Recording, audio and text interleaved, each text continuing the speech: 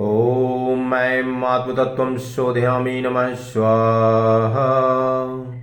ॐ ह्रीं विद्यातत्त्वं शोधयामि नमः स्वाहा। ॐ क्लीं शिवतत्त्वं शोधयामि नमः स्वाहा। ॐ ऐं ह्रीं क्लीं सर्वतत्त्वं शोधयामि नमः स्वाहा। ॐ ध्यानमूलं गुरुर्मूर्तिं पूजामूलं गुरुपादुकां मन्त्रमूलं गुरुर्वाक्यं मोक्षमूलं गुरुकृपा। गुरुर्ब्रह्मा गुरुर्विष्णु गुरुर्देवो महेश्वर गुरुः साक्षात् परं ब्रह्म तस्मै श्री गुरुवे नमः। ओम श्री सद्गुरुदेवेभ्यो नमः। परम पूज्य इष्टदेव एवं उपस्थित भगवत भक्तों, आज के प्रवचन में मैं कुछ लोगों द्वारा उठाए गए प्रश्नों के बारे में बताने का प्रयास करूंगा। और प्रश्न मूलभूत से कुछ लोगों का कहने का तात्पर्य यह है कि क्या भक्ति के मार्ग में चलते समय शाकाहारी होना आवश्यक है? जो व्यक्ति शाकाहारी नहीं है, मांस खाता है, क्या वह भक्ति के मार्ग पर चल सकता है? प्रेमी सज्जनों, मैं आप सबको यह बताना चाहता हूं कि जब आप मूलभूत से भक्ति को समझ लेंगे तो आपके अंदर मांसाहारी बनने की जो भी भावनाएं हैं वह तो अपने आप ही समाप्त हो जाएंगी। क्योंकि आप जानते हैं, जब कहा गया है कि कण कण में है झांकी भगवान की, किसी सूझ वाली आंख ने पहचान की, अर्थात हर एक कण कण में परमपिता परमेश्वर का अंश, उनकी झांकी छिपी हुई है जिसे हम समझ नहीं पाते। और समझने का मूलभूत से वजह यह है कि जब हम संघर्ष ही नहीं करते, समझने का प्रयास ही नहीं करते, तो कैसे समझ पाएंगे?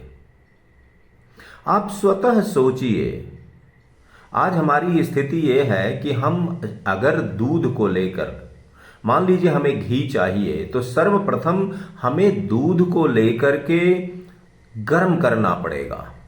गर्म करने के बाद उसमें जोरन डालकर दही बनाना पड़ेगा।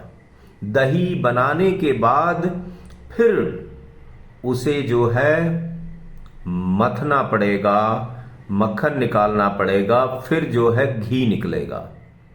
इतनी कुछ प्रक्रिया है। अर्थात आप समझ सकते हैं कि दूध में घी है, परंतु उसका अनुभव तब तक आपको नहीं होगा, घी की जानकारी तब तक आपको नहीं होगा जब तक कि आप दूध को गर्म नहीं करेंगे, दही नहीं बनाएंगे, उसको मथेंगे नहीं, तब तक आपको घी की प्राप्ति नहीं होगी।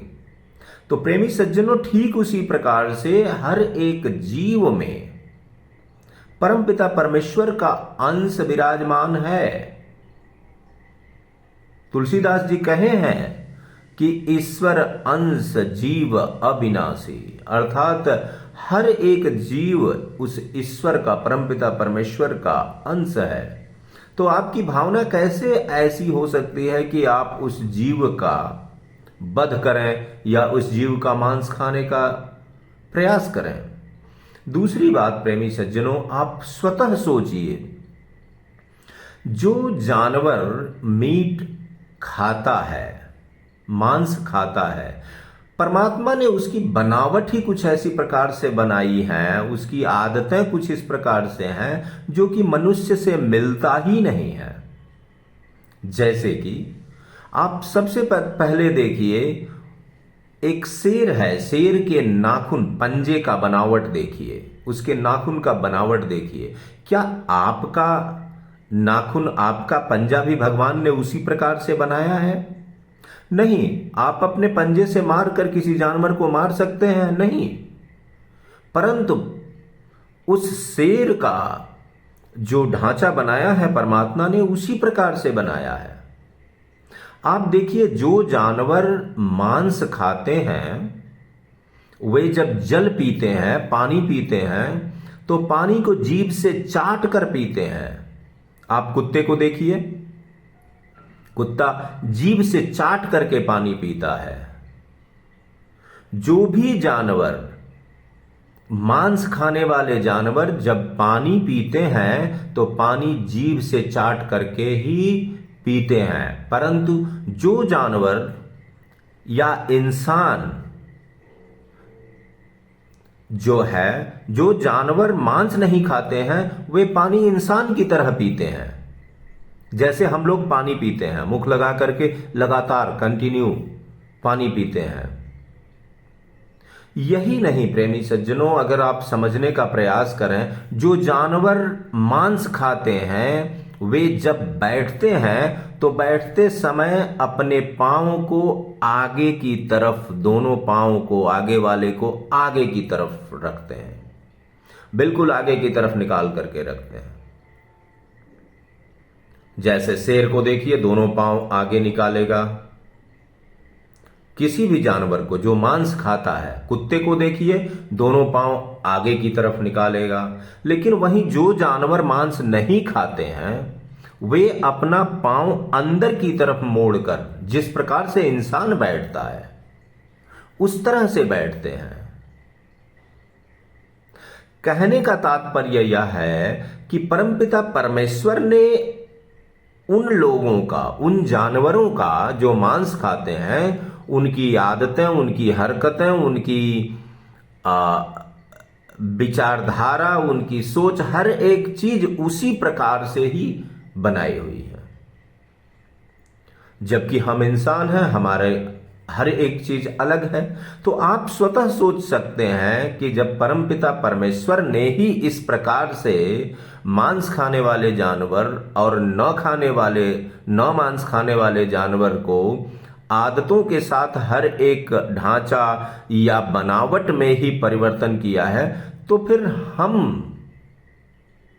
हमारे अंदर तो परमपिता परमेश्वर ने बुद्धि, विवेक सब कुछ दे रखा है। तो प्रेमी सज्जनों, इन सारे चीजों को समझने का प्रयास करिए। इंसान के लिए यह चीजें नहीं बनी हुई हैं। अतः अपने विवेक का इस्तेमाल करते हुए परमपिता परमेश्वर की तरफ आगे बढ़िए।